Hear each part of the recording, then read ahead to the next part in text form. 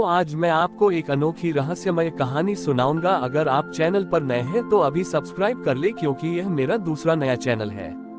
तथा कहानी पूरा देखे, अंत में एक अनोखा रहस्य छुपा है। धन्यवाद। तो सुनिए। एक विशाल साम्राज्य था जिसका नाम था कर्मक क्षेत्र। इस नगर के लोग भाग्य को बहुत मानते थे। वे समझते थे कि छोटी ही धनतेरस पर किस्मत चमकती है, इसलिए वे केवल अचानक और त्वरित लाभ की कामना करते थे। वे भूल गए थे कि भाग्य केवल कर्मों का लेखा जोखा है। नगर में दो मित्र थे, तारांकन भाग्यवादी, एक धनी व्यक्ति जो हमेशा ज्योतिषियों और ताबीजों पर भरोसा करता था। वह मानता था कि धनतेरस पर सिर्फ शगुन खरीद कर वह अपने कर्मों के छोटे उड़ाने बुरे फल से बच सकता है। तारांकन कर्मशील, एक साधारण किसान जो केवल अपने कर्म पर विश्वास करता था। वह जानता था कि भविष्य केवल आज के श्रम से बनता है। धनतेरस का दिन आया।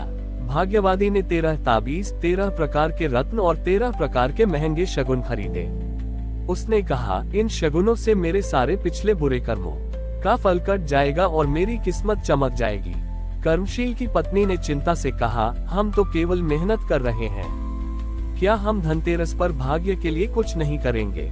कर्मशील ने हंसते हुए कहा, प्रिय, आज मैं भविष्य के 13 बीज बोऊंगा। ये बीज केवल मेरे भाग्य का निर्माण करेंगे। कर्मशील ने अपनी सबसे अच्छी फसल के 13 दाने लिए और संकल्प लिया कि वह आज रात उन 13 दानों को 13 ऐसी खाली जगहों पर बोएगा जहां किसी ने कभी उम्मीद नहीं की होगी कि कुछ उगेगा। ये 13 स्थान उसके अपने 13 भूले हुए या छोड़े हुए अच्छे कर्म के प्रतीक थे। उस रात माता लक्ष्मी, कुबेर और स्वयं चित्रगुप्त, जो कर्मों का लेखा जोखा रखते हैं, नगर भ्रमण पर निकले। वे भाग्यवादी के घर पहुँचे। वहाँ हर तरफ रत्नों की चमक थी, पर चित्रगुप्त ने अपने खाते में देखा कि भाग्यवादी के खाते में पुराने बुरे कर्मों का भारी ऋण बाकी है। चित्रगुप्त ने कहा, इन शगुनों में कोई शक्ति नहीं है। धनतेरस कर्मों के फल को काटता नहीं, बल्कि उससे तेजी से दिखाता है। ये व्यक्ति अपने कर्मों के बोझ से नहीं बच सकता। देवता फिर कर्मशील के खेत की ओर बढ़े। कर्मशील उस समय अंधेरे में टूटी हुई बाढ़ के पास और बेकार समझी गई जमीन पर बीज बो रहा था। वह हर बीज बोते समय अपने किसी पुराने शुभ कर्म, जैसे किसी की गुप्त सहायता, किसी को क्षमा करना, को याद कर रहा था। माता लक्ष्मी ने कर्मशील के हाथों को स्पर्श किया। उनके स्पर्श से वे 13 दाने आशा के बीज में बदल गए और उन बीजों में भविष्य की समृद्धि का प्रकाश दिखने लगा। चित्रगुप्त ने घोषणा की, कर्मशील, तुमने सिद्ध कर दिया कि धनतेरस पर सबसे बड़ा धन शुभ कर्म है। तुमने आज अपने भविष्य का निर्माण किया है। मैं तुम्हारे खाते में 13 गुना शुभ कर्म का योग स्थापित करता हूँ। माता लक्ष्मी ने कर्मशील को वरदान दिया, तुम्हारी कर्मशीलता ही तुम्हारा सच्चा भाग्य है।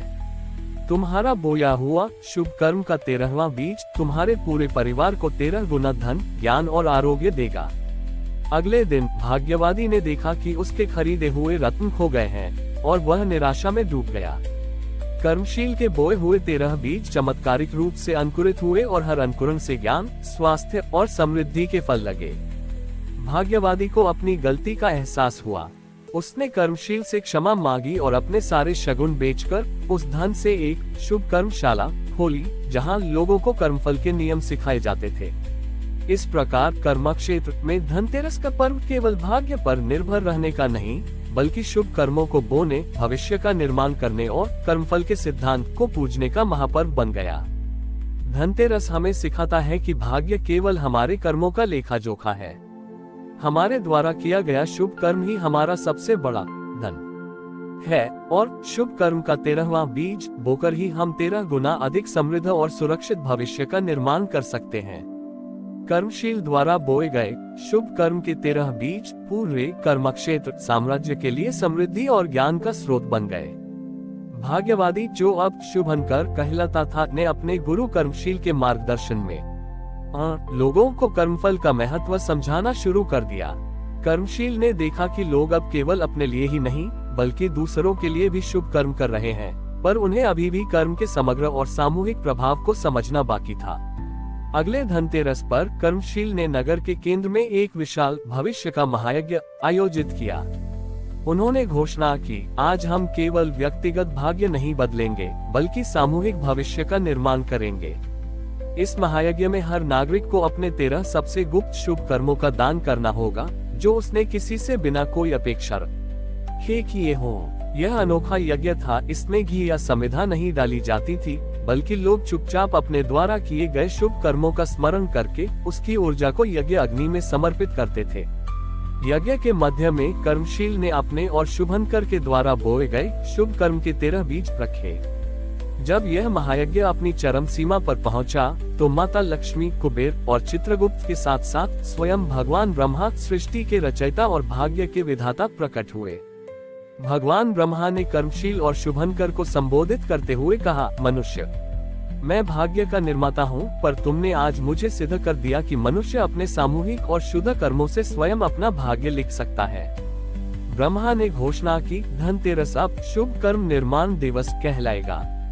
इस महायज्ञ में अर्पित किए गए सामूहिक शुभ कर्मों ने एक नया बंधन बनाया है, जिसे 13 गुना कर्म बंधन कहते हैं। ब्रह्मा ने 13 गुना कर्म बंधन का अर्थ समझाया। जब तुम सब मिलकर बिना किसी स्वार्थ के शुभ कर्म करते हो, तो तुम्हारे भविष्य का नकारात्मक फल 13 गुना कम हो जाता है और तुम्हारा सकारात्मक फल 13 गुना बढ़ जाता है। तुम्हारा साम्राज्य अब दैवीय नियमों से बंधा है। चित्रगुप्त ने अपने खाते में एक नया नियम लिखा, आपसे कर्म क्षेत्र के किसी भी नागरिक का भाग्य केवल व्यक्तिगत कर्मों से नहीं, बल्कि सामूहिक शुभ कर्मों की शक्ति से तय होगा। माता लक्ष्मी ने घोषणा की, जहां लोग अपने भाग्य को बदलने के लिए एकजुट होते हैं और शुभ कर्मों का दान करते हैं, मैं उस साम्राज्य को अखंड और सामूहिक समृद्धि का वरदान देती हूँ। इस महान रहस्योद्घाटन के बाद कर्म क्षेत्र साम्राज्य में शुभ कर्म निर्माण दिवस की परंपरा स्थायी हो गई। लोग अब धनतेरस पर सबसे पहले दूसरों के लिए शुभ कर्म करने की होड़ लगाते थे, क्योंकि वे जानते थे कि उनका व्यक्तिगत भाग्य अब उनके समुदाय के कर्मों से अड़ा हुआ है। धनतेरस का सबसे बड़ा सिद्धांत यह है कि हमारा भाग्य केवल व्यक्तिगत नहीं, बल्कि सामूहिक होता है। भविष्य का महायज्ञ हमें सिखाता है कि 13 गुना शुभ कर्म बंधन बनाकर ही हम विपत्तियों के कर्मफल को काटकर पूरे समाज के लिए अक्षय समृद्धि और सुरक्षा का निर्माण कर सकते हैं। हमारी और भी आध्यात्मिक एवं अनोखी कहानियाँ देखने के लिए हमारे चैनल पर जाएं तथा धार्मिक एवं पौराणिक अनोखी कहानियाँ हमारे चैनल पर है। कृपया जाके देखें तथा हमारे चैनल को सब्सक्राइब करके रखें और वीडियो लाइक जरूर करें। धन्यवाद।